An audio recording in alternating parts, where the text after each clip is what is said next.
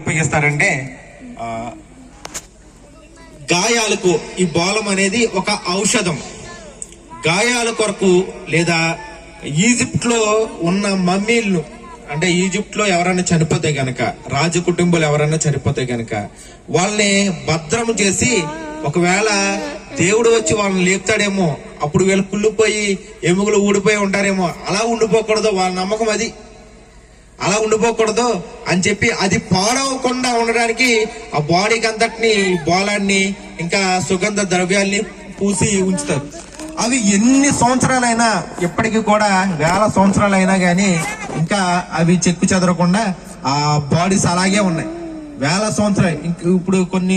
ఇప్పుడు ఫేస్బుక్ లో, వాట్సాప్ లో వైరల్ అవుతుంది. మోషే సమాధి కూడా, మోషే కాదు, యేసేపు సమాధి కూడా దొరికిందని. యేసేపును కూడా అలాగే సమాధి చేసినట్లుగా వాక్యంలో రాయబడి ఉంది. యేసేపు ఈజిప్ట్ లో ఉన్నాడు కదండి, ఈజిప్ట్ ప్రధానిగా ఉన్నాడు. బానిసత్వం నుండి ఈజిప్ట్ ప్రధానిగా దేవుడు ఆశీర్వదించాడు. ఆయనను కూడా ఆ రీతిగా సమాధి చేసినట్లుగా ఇప్పుడు ఆ సమాధి బయటపడినట్లుగా కొన్ని సామాజిక మాధ్యమాల్లో వైరల్ అవుతూ ఉంది. అయితే మనమేం సమర్పించాలి? బాలాన్ని ఆయన పొందిన గాయాలకు గుర్తుగా జ్ఞానులు సమర్పించారు. ఎందుకంటే వారి గ్రంథాల్లో వ్రాయబడి ఉంది, సర్వ పాప మానవాళి పాపము కొరకు ఈయన అనేక గాయాలు పొందుతాడు, ఈయన అనేక గాయాల నుండి మనకు స్వస్థతనిస్తాడు, ఆయన అందరి కోసం ఆయన ఒక్కమారే మరణిస్తాడు అనేది వాళ్ళ గ్రంథాల్లో కూడా వ్రాయబడి ఉంది. దానికి గుర్తుగా వీళ్ళు ఏం తీసుకొచ్చారు? బాలం తీసుకొచ్చారు. ఇది కొత్త నిబంధనలో కూడా మనకి బాలం గురించి కనిపిస్తూ ఉంటుంది. మార్కు సువార్త 15:23 ఆయన శిలువ మీద ఉన్నప్పుడు వెంటనే చనిపోకూడదు అని ఆ బాలము కలిపిన చిరకను, ద్రాక్షారసాన్ని చిరకతో అందిస్తారు. ఎందుకు? ఆ బాలము కలిపిన ఆ ద్రాక్షారసం త్రాగితే గనక ఈయన ఇంకా ఎక్కువసేపు బాధను అనుభవిస్తూ ఆయన మరణిస్తాడు అని చెప్పి వాళ్ళని ఇంకా హింసించాలని అక్కడ ఉన్న సైనికులు బాలం కలిపిన ద్రాక్ష రసాన్ని అందించడానికి ప్రయత్నం చేశారు, కానీ దేవుడు దాన్ని పుచ్చుకోలేదు. చనిపోయిన తర్వాత కూడా అరిమిత యేసేపు సమాధిలో పెట్టడానికి ఈ నికోదేము అనే ఆయన ఆ బాలాన్ని తెచ్చి సుగంధ ద్రవ్యాలతో కలిపి పూసినట్లుగా కొత్త నిబంధనలో కూడా రాయబడి ఉంది. మరి మనమేం చెయ్యాలి? ఆయన గాయాలు మానడానికి జ్ఞానులు ఆ యొక్క బోలాన్ని తీసుకొస్తే, ఆ యొక్క ఔషధాన్ని గుణాలు కలిగిన దాన్ని తీసుకొస్తే, మరి మనం ఏం చెయ్యాలి? ఆయన గాయాలు రేపకుండా ఉంటే సరిపోద్దండి, మనం ఏం చేయవసరం లేదు. తోమా ఏమంటాడు? శిష్యులందరూ ఏసై వచ్చాడురా, ఏసై వచ్చి మా అందరికి కనిపించాడు అని చెప్తే తోమా అంటాడు, నేను ఆయన గాయాల్లో వేలు పెట్టి చూస్తేనే గాని నేను నమ్మనంటాడు.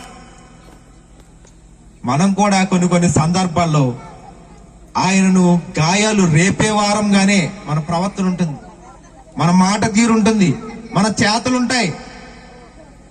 ఆయన గాయాలు రేపేవారుగా మనం ఉండకూడదు, ఆయన గాయాలను కట్టేవారంగానే మనం ఉండాలి. ఆయన గాయాలు రేపు చూస్తేనే కానీ నమ్మనంటున్నాడు ఎవరో? తోమా. అందుకనే దేవుడు ఏమంటున్నాడంటే, నువ్వు చూస్తేనే కానీ నమ్మనంటున్నావో, నన్ను చూడక నమ్మిన వారు ధన్యులు. ఇక్కడ కూర్చున్న మనందరము ఆయన డైరెక్ట్ గా చూడలేదు, కానీ ఆయన ఉన్నారని నమ్ముతూ ఉన్నాం. ఆయన మన మధ్యలో నివసిస్తున్నాడని నమ్ముచున్నాం, ఆయన మనలో ఉన్నాడని నమ్ముచున్నాం. ఆయన కంటే మనము మరి ధన్యులం, తోమా కంటే మనం మరి ధన్యులం. చూడక నమ్మిన వారు ధన్యులని దేవుని వాక్యం సెలవిస్తూ ఉంది. ఆయన ఈ లోకానికి ఆయన ఈ బహుమతులు తీసుకోవడానికో, లేకపోతే చక్కటి రాజభోగాలు అనుభవించడానికో, లేకపోతే చక్కగా అందరి చేత మన్నలు పొందడానికో రాలేదు. ఆయన మనందరి కోసం ఒక వేదం రాయబడి ఉంటుంది, సర్వ పాప మానవాళి కోసం సర్వ పాప పరిహపోక్షణం అవశ్య పరమాత్మైన పుణ్యదాన బలియాగం. సర్వ పాపములు, సర్వ మానవాళి పాపంలో పోవాలంటే రక్తము చిందించబడాలి. ఆ రక్తము పరిశుద్ధుడిదై ఉండాలి. ఆ పరిశుద్ధుడు ఎవరు? మన ప్రభువును రక్షకుడు యేసుక్రీస్తు ప్రభుల వారు తప్ప ఇంకెవరో పరిశుద్ధుడు లేడు. నాలో పాపం ఉన్నదని మీలో ఎవరు స్థాపించగలను అని అడిగిన ఆ యొక్క మన ప్రభువును రక్షకుడైన యేసుక్రీస్తు ప్రభుల వారు ఒక్కరే. ఆయనలో పాపం ఎంత మాత్రము లేదు. ఆయన మీద ఉంది పాపం. ఎవరిది? నీ నా పాపము. మన పాపంలో ఆయన మీద వేసుకోవడానికే ఈ లోకానికి వచ్చాడు.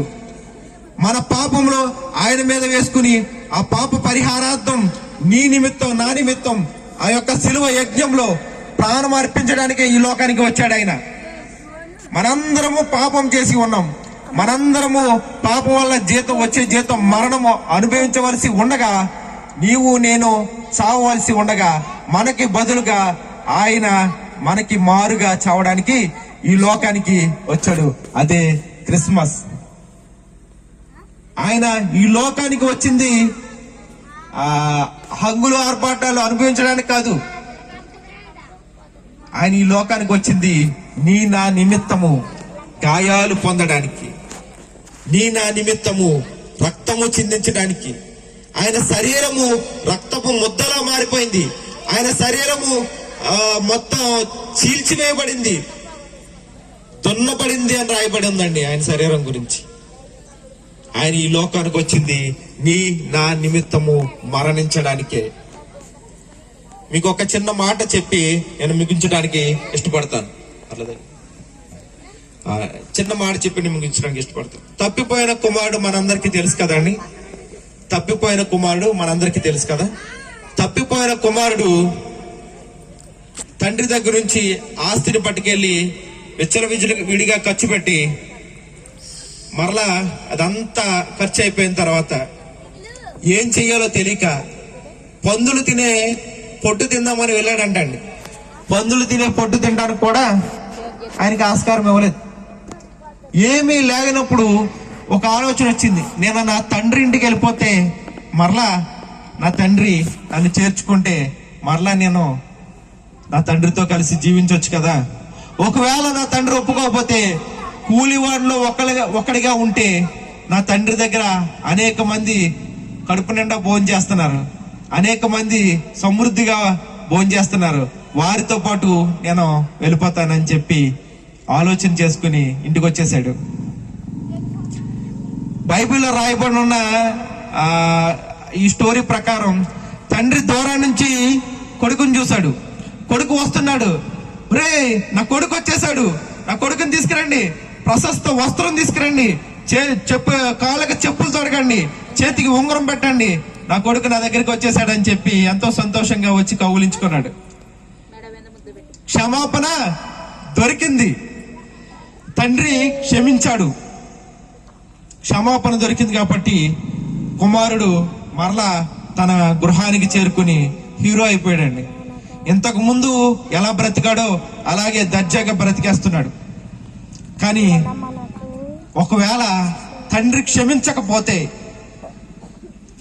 దూరం నుంచి తన కుమారుని చూసి ఎవడ్రా వాడు అని అక్కడ ఆపేయండి, నా కొడుకు ఎప్పుడో ఇంటి నుంచి వెళ్ళిపోయాడు, వచ్చేవాడు ఎవడో వాడిని రానివ్వకండి, గేటేసేయండి, వాడిని రానివ్వద్దు. దూరం నుంచి తండ్రి నా తండ్రి అని అరుస్తూ ఉంటాడు. కుమారుడు చేర్చుకోవట్లేదు, క్షమాపణ లేదు, క్షమించట్లేదు తండ్రి. కుమారుడు ఆ యొక్క సేవకులను బ్రతిమాలి తండ్రి కాళ్ళ మీద పడి వెడుద్దామని దగ్గరికి వస్తున్నాడు. రే వీడిని బాగా దూరంగా గంటేయండి అంటున్నాడు తండ్రి. క్షమించట్లేదు. క్షమాపణ బాగా నిర్లక్ష్యం అయిపోయిందండి మనకి. ఏ తప్పు చేసినా దేవుడు క్షమించేస్తాడు కదా, ఏం చేసినా దేవుడు క్షమిస్తాడు కదా, మరలా నేను నా బ్రతుకుని బతికేయచ్చు అని చెప్పి అనుకుంటున్నా మేము. దేవుడు క్షమాపణ ఇవ్వకపోతే గనక ఆ తప్పిపోయిన కుమారుడు క్షమించకపోతే ఏమైపోతాడు? కూలివానిగా ఒకటిగా ఉంటానని చెప్పి ఉన్నాడు. ఎప్పటికీ ఆయన కుమారుడిగా అంగీకరించట్లేదు. ఎప్పటికీ ఆయన్ని అసహించుకుంటూనే ఉన్నాడు. ఏం చేయాలో తెలియట్లేదు, ఏమీ చేయడానికి ఆస్కారం లేదు. ఉరిపెట్టుకుని చనిపోయాడు. ఉరిపెట్టుకుని చనిపోయాడు.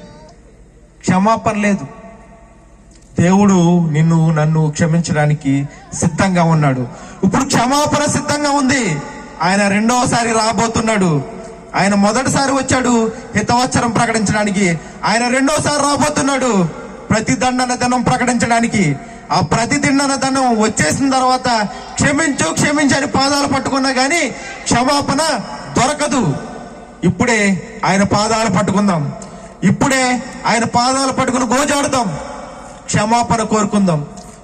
నేను నీవు చేసిన పాపాల నిమిత్తం ప్రభువా ఈ మరణం నుండి నన్ను తప్పించు, ఈ శాపం నుండి నన్ను తప్పించు, ఈ యొక్క నరకం నుండి నన్ను తప్పించు, నీ రాజ్యంలో నన్ను చేర్చుకో అని ఈరోజు ఈ రాత్రి ప్రార్థన చేయగలిగితే ఆయన క్షమించడానికి సిద్ధంగా ఉన్నాడు. నిన్ను నన్ను నిత్య రాజ్యంలోనికి చేర్చడానికి ఆయన రెండు చేతులు చాచిన చేతులతో ఆయన నిన్ను నన్ను పిలుస్తూ ఉన్నాడు. అట్టి కృప మనందరికీ దయచేయులాగిన చిన్న ప్రార్థన చేసి నా వర్తమానాన్ని ముగిస్తానని. మహాపరిశుద్ధుడు అయిన మా ప్రియ పరలోకపు తండ్రి, నీ ఘనమైన శ్రేష్టమైన నామానికి వందనాలు, స్తోత్రాలు తండ్రి. ప్రభా యేసయ్య, ఈ క్రిస్మస్ దినాన ప్రభా నువ్వు మా దగ్గరికి ఎందుకు వచ్చావో ప్రభా యేసయ్య, మాతో మాట్లాడిన విధానం బట్టి కొందరములు మా పాపాల నుండి రక్షించడానికి ఈ లోకానికి వచ్చావు, మాకు సమాధానం ఇవ్వడానికి ఈ లోకానికి వచ్చావు, మాకు రక్షణ ఇవ్వడానికి ఈ లోకానికి వచ్చావు. ప్రభా యేసయ్య, ఆ రక్షణకు మమ్మల్ని యోగ్యుల్ని చేయండి ప్రభా, నీ రక్ష జీవానికి మమ్మల్ని అర్హుల్ని చేయండి. మా పాపాన్ని బట్టి మా శాపాన్ని బట్టి మమ్మల్ని త్రోసివేయొద్దు, క్షమించండి ప్రభా, క్షమించండి. ఈ క్రిస్మస్ దినాన తండ్రి ఈ ప్రార్థన చేయించున్నాం తండ్రి. ప్రతి ఒక్క బిడ్డని మీరు దర్శించండి, క్షమాపణ దయచేసి నీ రాజ్యంలో చేర్చుకోవడానికి నీ చేతులు చాచి బిడ్డలు తాకమని వేడుకుంటున్నాం తండ్రి. నీ కొందనాలు, స్తోత్రాలు తండ్రి. ఇక్కడ జరగబోచిన కార్యక్రమాలన్నీ నీ చేతులకు అప్పగించుకొనిచున్నాం. నీ కృప చూపించి సమస్తము మర్యాదగా క్రమంగా జరిగించుమని మా ప్రభువును రక్షకుడు నాయన యేసుక్రీస్తు నామమున అడిగి వేడుకుంటున్నాం తండ్రి.